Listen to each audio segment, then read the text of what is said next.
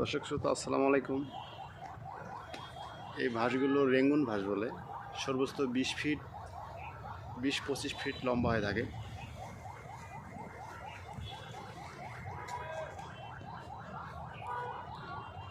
এই ভাঁসগুলো যত পুরাতন হবে তত পাতাগুলো আরও ছোটো হবে, দেখতে আরও সৌন্দর্য হবে। পাতাগুলো রেঙ্গুন ভাঁস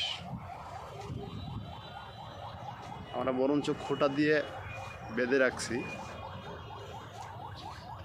কারণ তুফানে এগুলা বড় গাছ তো, মাটিতে যেহেতু ডাবানো নেই, বস্তায় রাখা, পড়ে যাওয়ার সম্ভাবনা থাকে।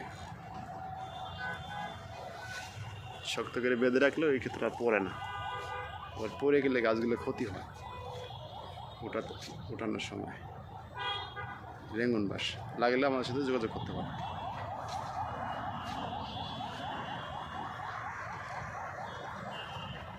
এলে বিভিন্ন বড় বড় পার্কে, রেস্টুরেন্ট, অনেকে বেশি লাগায়, অনেকে 2, 4, 5, 10টা লাগায়। ঠিক আছে, ভিডিওর সাথে থাকার জন্য সবাইকে ধন্যবাদ।